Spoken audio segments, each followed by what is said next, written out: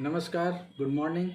Today we will discuss about life. जीवन के बारे में आज हम चर्चा करेंगे कि जीवन क्या है या व्हाट इज़ लाइफ।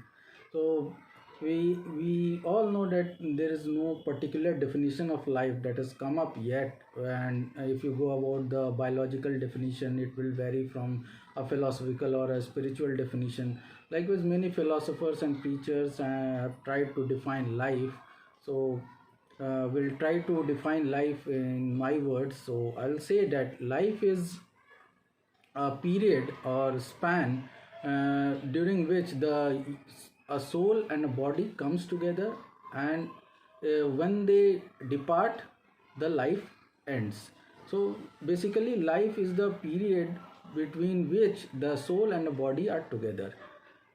तो जीवन आत्मा और शरीर के मिलन से लेकर उनके बिछड़ने तक के बीच की यात्रा है।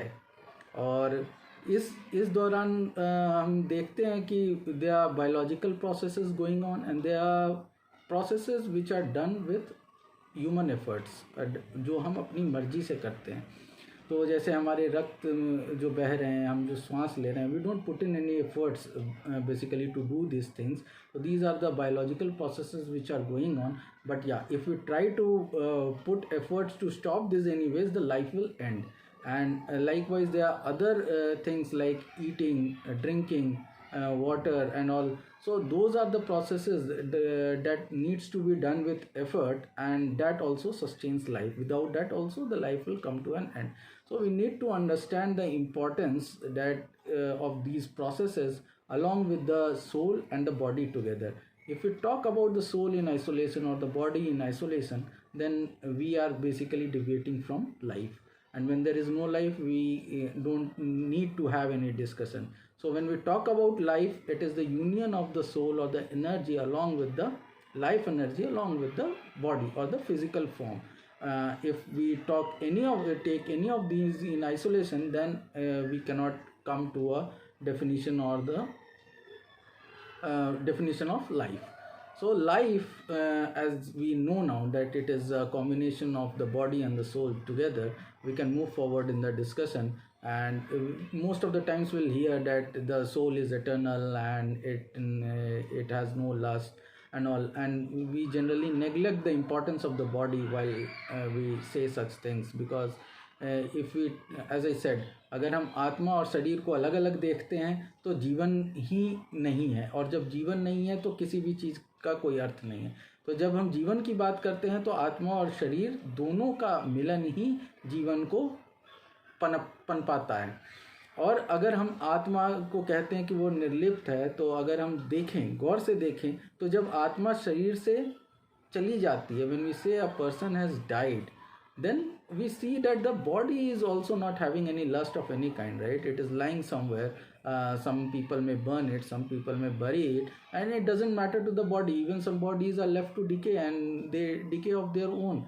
So अगर इस तरह से हम समझें बात को, तो हम समझ सकते हैं कि जैसे आत्मा को निर्लिप्त कहा गया, वैसे शरीर भी निर्लिप्त है. जो कुछ भी होता है वो हमारे जीवन में होता है, और ये जीवन तब है जब आत्मा और शरीर एक साथ हैं. जब आत्मा और शरीर एक दूसरे से विभक्त हो गए, अलग हो गए, when they part from each other, then there is no life, and when there is no life, there is nothing. So ये इम्पोर्टेंट एस्पेक्ट हमेशा छोड़ दिया जाता है. हम हमेशा आत्मा की बात करते हैं, लेकिन हम शरीर के महत्व को भूल जाते हैं. और जब भगवान कृष्ण ने भी कहा है कि वासांस जीर्णानि यथा विहाय नवानि गृह्णाति नरोपराणि तथा शरीराणि विहाय जीर्णा नन्यानि संयाति नवानि देहि. अर्थात जैसे वस्त्र पुराने हो जाने पर हम पुराने वस्त्र त्याग कर नए वस्त्र धारण करते हैं, वैसे ही आत्मा भी पुराने शरीर त्याग कर नए शरीर धारण करती है. लेकिन इसमें ध्यान देने वाली बात यह है that when a soul leaves a body and enters other, then is it recognized by the body in which it was residing earlier, or it gets a new identity? So how is that identity created? अब हमें एक नया पक्ष मिला जिसे हम कहते हैं पहचान या आइडेंटिटी. जब किसी व्यक्ति की मृत्यु हो जाती है तो कहा जाता है कि वो चले गए. तो वो कौन चले गए? शरीर तो वहीं पड़ा हुआ है, तो कहा जाता है कि वो आत्मा चली गई. तो अगर वो आत्मा गई तो आत्मा तो निर्लिप्त थी, उसे तो किसी चीज़ से लेना नहीं था, तो फिर वो गया कौन? और जो रह जाती है वो रह जाती है पहचान, क्योंकि शरीर चला गया। और आत्मा, जैसा हमने देखा कि आत्मा एक शरीर त्याग कर दूसरा शरीर धारण कर लेगी, तो वो आत्मा ने भी उस शरीर से हटने के बाद उसकी एक अलग पहचान हो गई, उसका एक अलग रूप हो गया।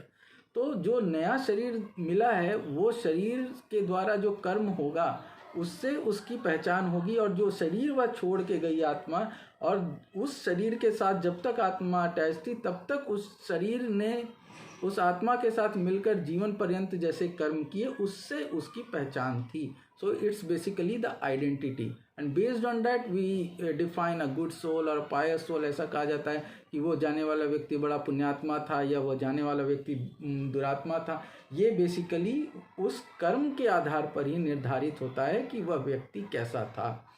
तो अब जब हमने जीवन को जाना, हमने आत्मा और शरीर के महत्व को जाना कि जितनी महत्वपूर्ण आत्मा है उतना ही महत्वपूर्ण शरीर भी है, क्योंकि शरीर के बिना आप कर्म नहीं कर सकते, और वो कर्म ही आपको वो पहचान देता है जो रह जाती है। जैसा हम जानते हैं कि भगवान विष्णु के 10 अवतार, 9 अवतार हो चुके हैं, 10वां अवतार होगा। और हम जानते हैं भगवान विष्णु ही राम रूप में आए और भगवान विष्णु ही कृष्ण रूप में आए। लेकिन अगर देखा जाए तो हम भगवान राम और कृष्ण को अलग अलग रूप में जानते हैं, और वो रूप उनके कर्मों के आधार पर निर्धारित है। एक धनुर्धारी श्री राम है तो एक चक्रधारी भगवान कृष्ण है, और दोनों ने अपने कर्मों के आधार पर अपनी जो पहचान बनाई उसी के रूप को हम पूजा करते हैं या उन्हें हम पूजते हैं, based on the deeds what they did, based on the examples what they set. So it needs to be understood that the deeds are of utmost importance that helps create an identity for a person during his or her lifetime. When the body and the soul departs, then that process to create the identity also stops, and that is what is said that the person has died, means that the process of the identity creation has stopped. So this needs to be taken care of, and we should understand that the body is as important as the soul. So it is said that the ultimate goal of the person should be the union of the soul and the super soul, और the आत्मा या परमात्मा का मिलन ही मोक्ष है, और यही आदमी को प्रयास करना चाहिए। तो ये प्रयास बिना शरीर के संभव नहीं है, और शरीर के इम्पोर्टेंस को समझते हुए जब हम आगे बढ़ेंगे तो हमें कहीं कठिनाई नहीं होगी। और एक बात की, जब हमने कर्म की बात की है तो कोई ये पूछता है कि कौन से कर्म अच्छे हैं, कौन से कर्म बुरे हैं, कैसे पहचानेंगे, कैसे जानेंगे। तो हमें ये समझने की ज़रूरत है कि हम पहले व्यक्ति नहीं हैं जो इस धरती पर आए, हमसे पहले भी बहुत लोग आए हैं और हमसे बाद भी बहुत लोग आएंगे। तो जो हमसे पहले आए उनमें से हम किन्हें अच्छा मानते हैं, और जिन्हें अच्छा मानते हैं उन्होंने क्या कर्म किए, क्योंकि कर्मों के आधार पर ही अच्छे या बुरे व्यक्ति की पहचान होती है। मदर टेरेसा हो, महात्मा गांधी हो, गौतम बुद्ध हो, इनको हम इनके कर्मों से ही जानते हैं। We know them by their deeds, what they did, and based on that we say that they were good people and we should follow them. हमें उन्हें आदर्श बनाकर उनके मार्ग पर चलने की कोशिश करनी चाहिए। तो ये जानना बहुत सरल है कि हमें कैसे कर्म करने चाहिए। और एक the book, my book the real Yogi busting myths, there I've talked about all these aspects along with yoga. So the union of soul and the body is also a yoga, because yoga is basically union.